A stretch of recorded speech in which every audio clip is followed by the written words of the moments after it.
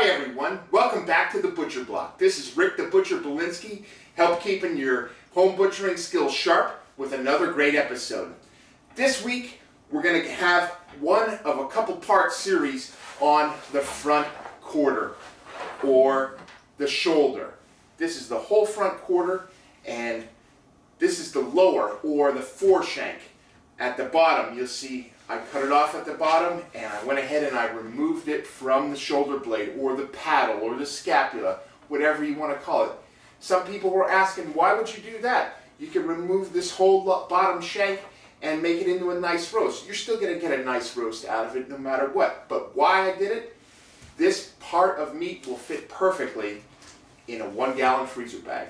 Or it also will fit great, you can cut it to fit in your 11-inch Weston vacuum sealer bag. It fits perfect. So, what you're going to need to do this, you won't see the butcher using his trusty fillet knife or deboning knife this week. We're just going to go ahead and go over some of the parts and what you're going to be doing, and we're going to get into the deboning next week. Always want to have a great cut resistant glove. The butcher loves to cut himself, poke himself, stab himself, so we're going to try and limit that and keep that to a minimum.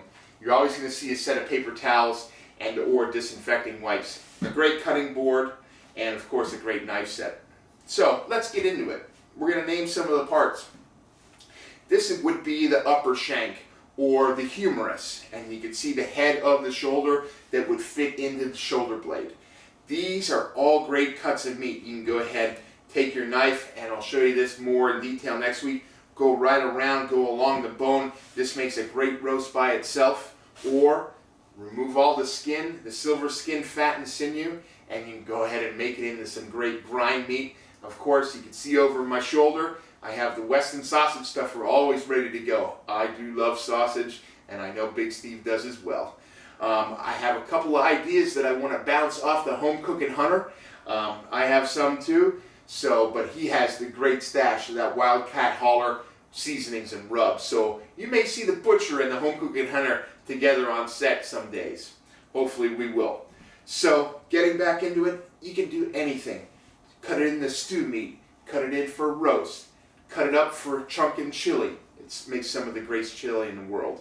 So you cannot mess this up. Don't be afraid that you're going to really make a mistake cutting up this meat or anything like that.